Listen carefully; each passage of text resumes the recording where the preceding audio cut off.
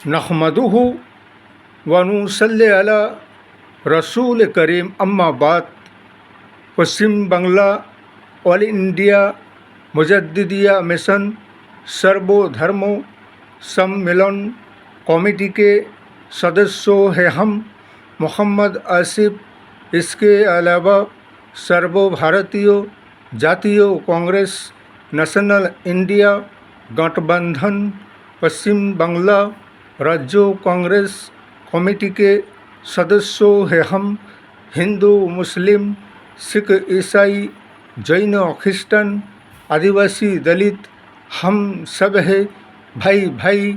मजहब नहीं सिखाता आपस में बैर रखना।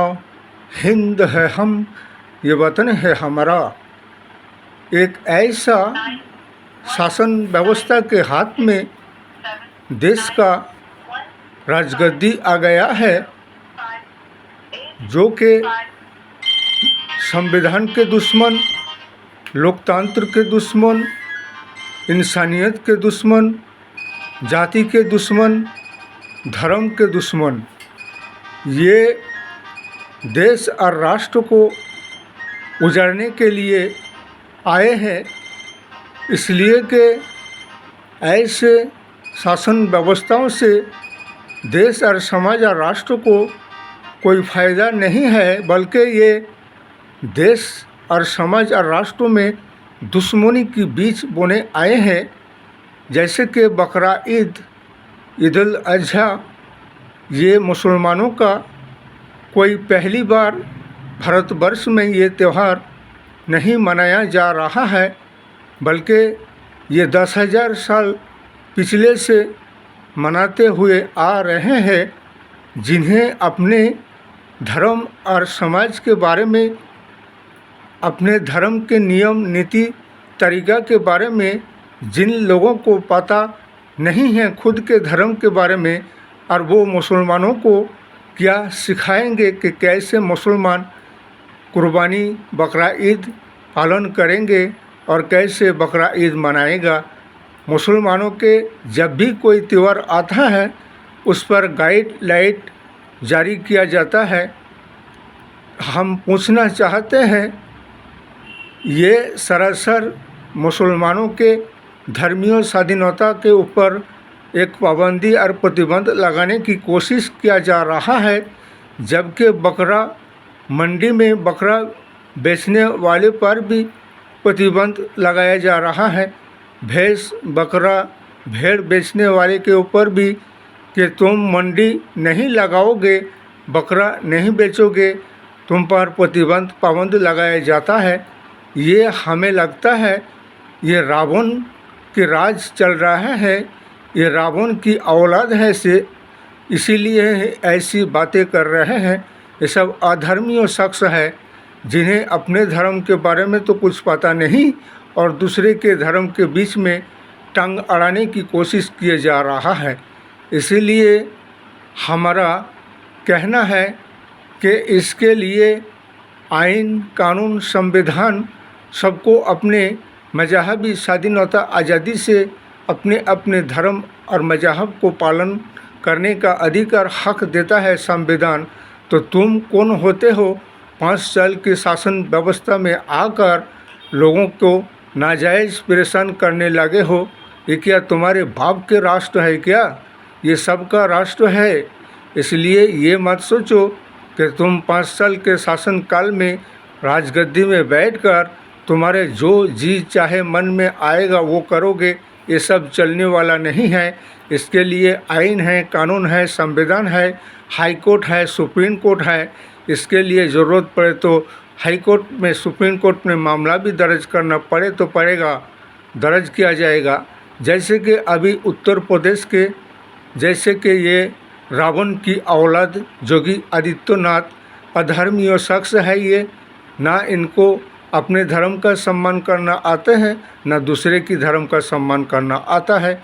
जबकि सुप्रीम कोर्ट के जजमेंट ने स्टे लगाए हैं वक्फ योजर के जो भी ज़मीन जायदाद संपत्तियां हैं और वक्फ बोर्ड ऐड के जो भी संपत्तियां हैं, चाहे किसी का कागजात हो या ना हो, वो जब मस्जिद है बना हुआ, मदरसा है बना हुआ, मज़ार है बना हुआ, तो वो वक्फ वाई यूजर की संपत्तियां है।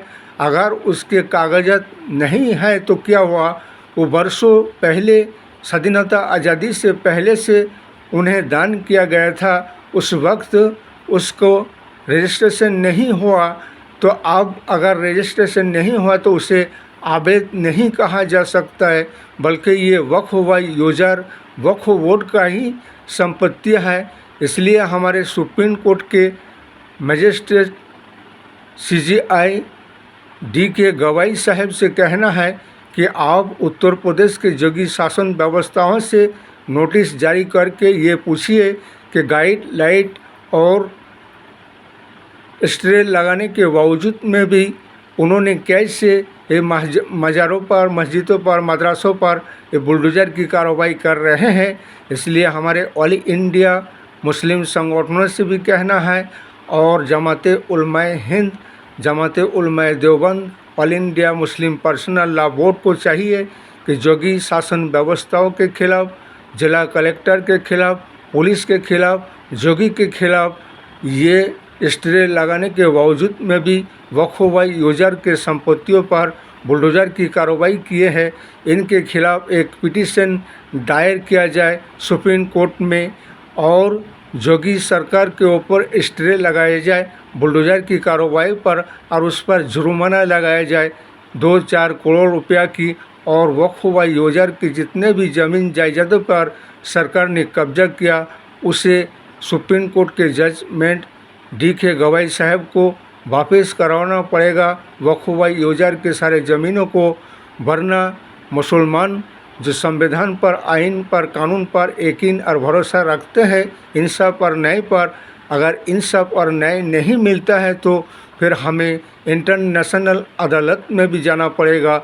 इसके लिए इसलिए कि हमारे मजहबी स्वाधीनता के लिए, आज़ादी के लिए और हमें अपने मजहब की हिफाजत करने के लिए अगर हथियार उठाना पड़े तो भी हम उठाएंगे, लेकिन ये जुल्म और सितम, अन्याय, अत्याचार और असंवैधानिक तरीका को बर्दाश्त नहीं किया जा सकता है।